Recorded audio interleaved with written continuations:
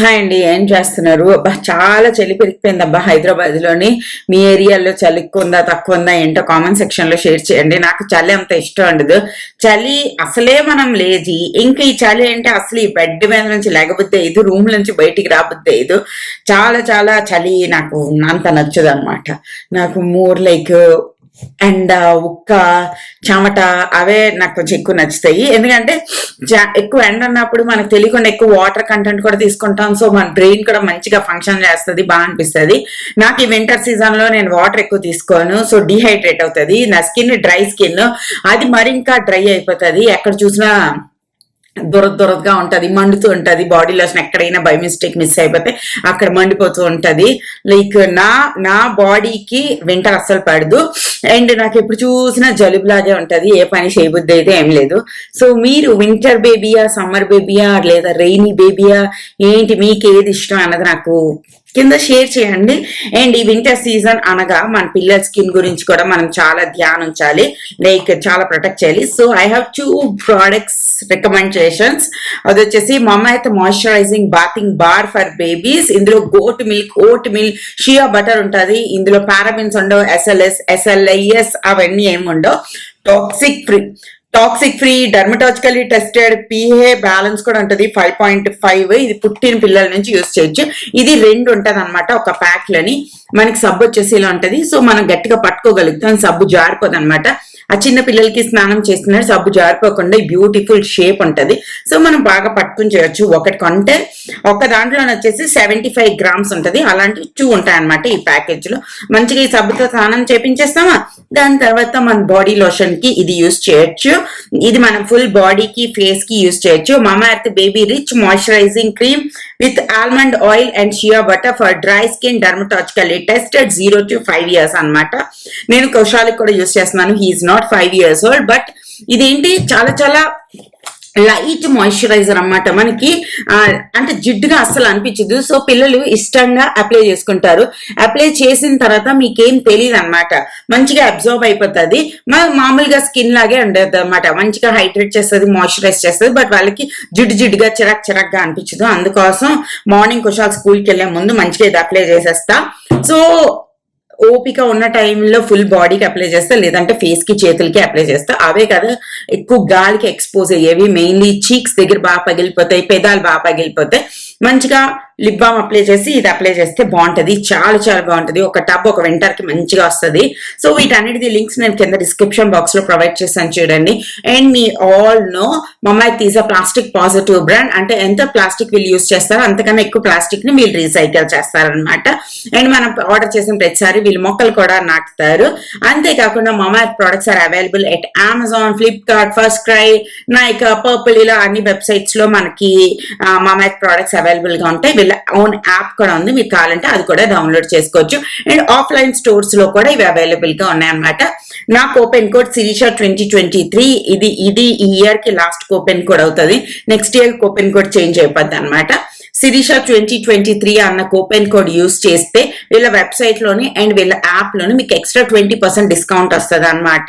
మీరు ఈ ప్రోడక్ట్సే కాదు, ఏ ప్రోడక్ట్స్ పర్చేజ్ చేసినా, makeup, skin care, everything purchase చేసినా నా కూపెన్ కోడ్ యూజ్ చేస్తే మీకు ఎక్స్ట్రా 20% డిస్కౌంట్ అనేది వస్తుంది అనమాట. మీరు లింక్స్ అన్న కింద డిస్క్రిప్షన్ బాక్స్ లో డిస్క్రిప్షన్ బాక్స్ లో ప్రొవైడ్ చేశాను, ఒకసారి చెక్ చేయండి. అదనమాట. ఈ 2 ప్రోడక్ట్స్ మీకు చాలా యూస్ఫుల్ అవుతాయని నేను అనుకుంటున్నా. హాయ్ అండి, మరొక లంచ్ రొటీన్తో మీ ముందుకు వచ్చాను. అది వచ్చేసి ఈరోజు మనం టమాటో సూప్ చేసుకుంటున్నాం అనమాట. టమాటో సూప్ వచ్చేసి సూప్ మేకర్లో చేసుకుంటున్నాము.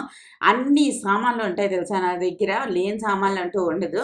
అలాగా సేల్స్ వచ్చినప్పుడు అలా అమెజాన్ ఎతుకుతూ ఏదో ఒకటి కొంటూ ఉంటాను, ఏదో ఒకటి చేస్తూ ఉంటా. సో ఈ సూప్ మేకర్ని నేను ఆ మధ్యన తెగ వాడాను కొన్ని రోజులు.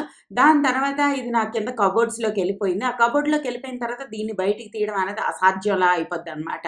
ఒకసారి ఆ లోపలికి కౌంటర్ టాప్ మీద ఎన్ని ఉంటాయో వాటినే యూజ్ చేస్తూ ఉంటాం. ఒకసారి లోపలికి వెళ్ళిపోతే ఇంకా నేను అసలు తీను. నాలా మీలో ఎంతమంది ఉన్నారన్నది నాకు కామెంట్ సెక్షన్లో షేర్ చేయండి. ఎప్పుడైనా ఇల్లు కొనుక్కుంటే మాత్రం కొంచెం కిచెన్ పెద్దది ఉన్నది తీసుకోండి, అప్పుడు మనం అన్ని సామాన్లు యూజ్ చేసుకోవచ్చు అనమాట.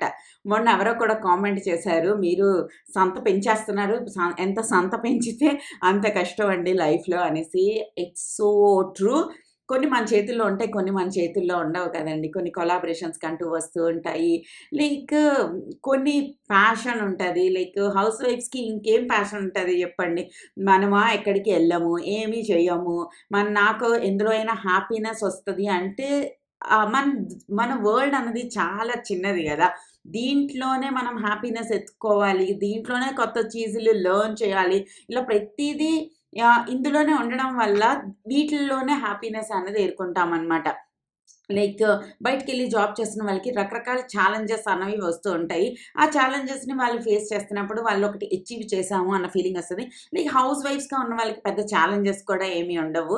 లైక్ వాళ్ళకొచ్చే ఛాలెంజెస్ అన్నీ వాళ్ళు ప్రో అయిపోయి ఉంటారనమాట ఇన్ని సంవత్సరాల్లో. ఇదొచ్చిందా? ఓకే. ఇలా చేసేద్దాం. అదొచ్చిందా? ఓకే. అలా చేసేద్దాం అనేసి మనకు ఆల్రెడీ ఫిక్స్‌డ్ మెన్యూ లాగా ఫిక్స్‌డ్ ఉంటది మనకి. సో, ఆ చిన్న చిన్న లెర్నింగ్స్ ఏవైతే ఉంటాయో కొత్త గ్యాడ్జెట్స్ యూజ్ చేసినప్పుడు, కొత్తగా ఏదైనా ఆర్ట్ ఫార్మ్ నేర్చుకున్నప్పుడు, కొత్తగా these are like little challenges which makes us so happy అనమాట.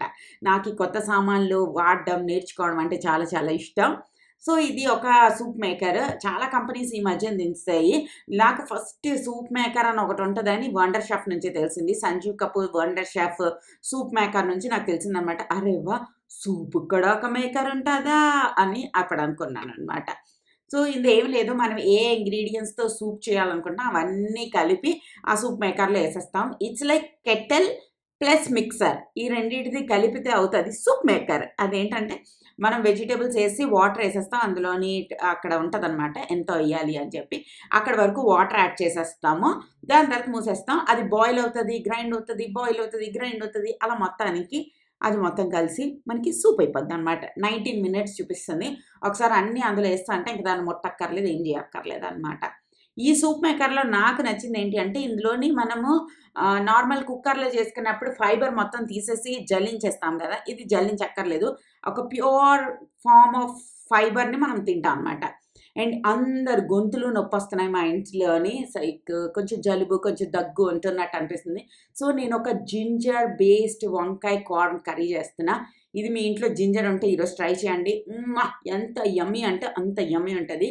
మస్ట్ ట్రై అనమాట. ఇది జింజర్ కార్న్ వంకాయ కూర.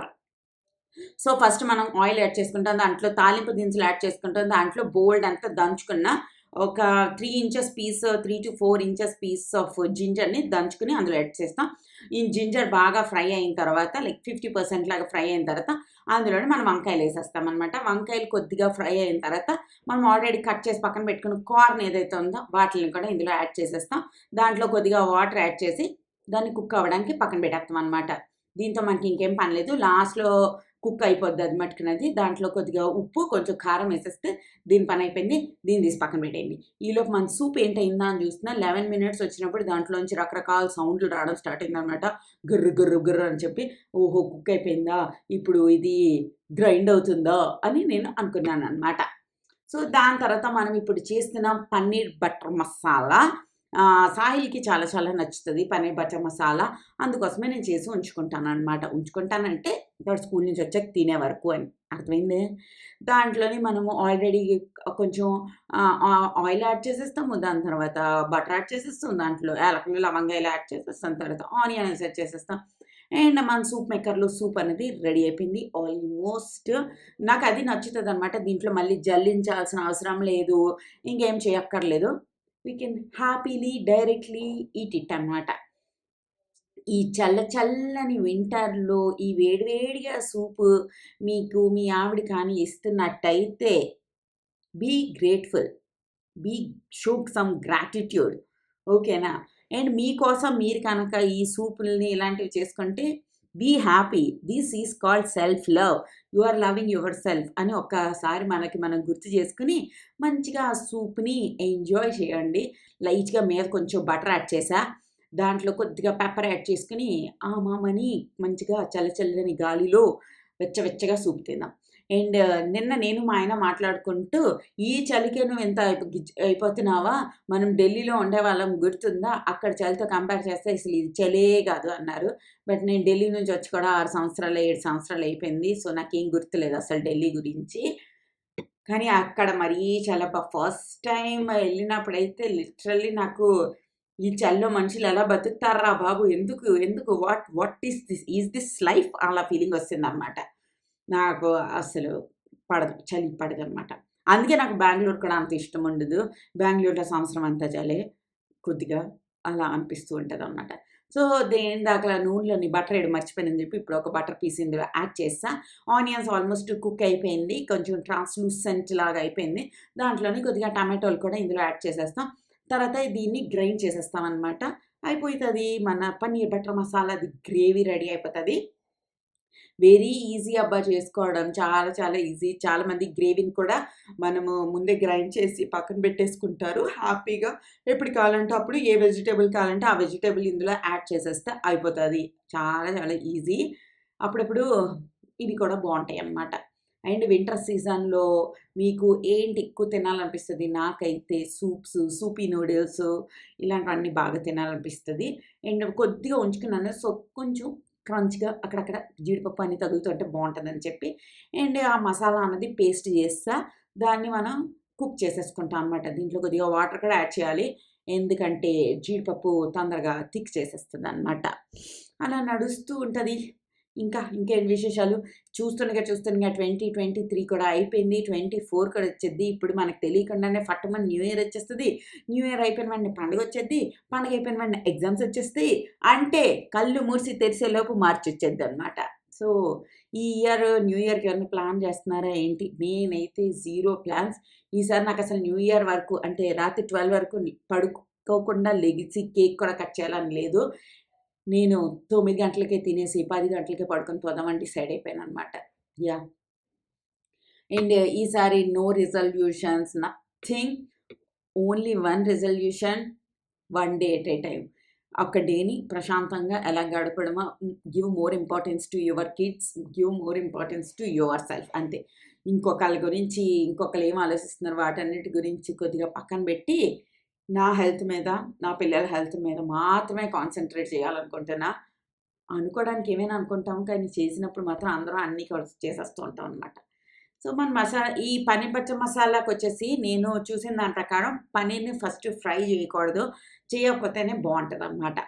అండ్ నా న్యూ ఇయర్ రిజల్యూషన్ నేను ఈసారి ప్లానర్స్ కూడా కొనలేదు. ఏ ప్లాను చేయలేదు. ఇట్స్ లైక్ మొన్నే గదా ప్లానర్ కొన్నావు. అదే ఇంకా వాడలేదు. ఎందుకు నీకు ప్లానరు? అని నా మనసు నాకే చెప్తుంది. మరి ఈ ఇయర్ ఫాస్ట్‌గా అయిపోయిందని నాకే కాదబ్బా! అందరికీ అదే అనిపిస్తుంది. ఏ వీడియో చూసినా, ఎవరితో మాట్లాడినా ఇయర్ ఫాస్ట్‌గెళ్ళిపోయింది అంటున్నారు. బాబు సైంటిస్ట్‌లు కొంచెం చూడండి ఎర్త్ ఏమైనా స్పీడ్‌గా తిరిగేస్తుందా?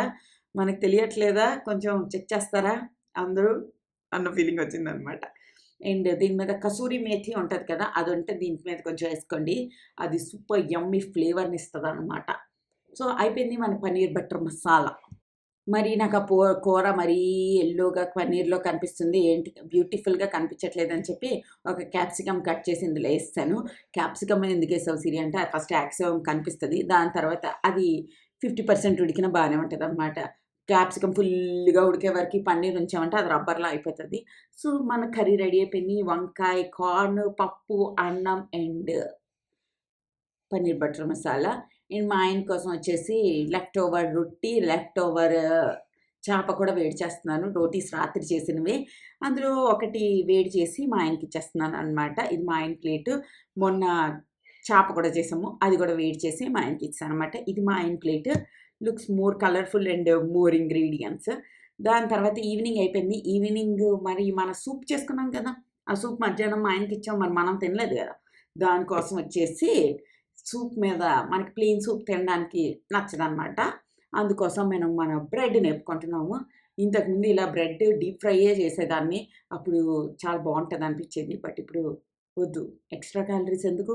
సూప్ అంతా హెల్తీగా చేసుకొని బ్రెడ్ డీప్ ఫ్రై చేసి పెంట చేయడం ఎందుకని చెప్పి నేను నా బ్రెడ్‌ని పెనం మీద కొద్దిగా ఆయిలేసి ఏపుకున్నా.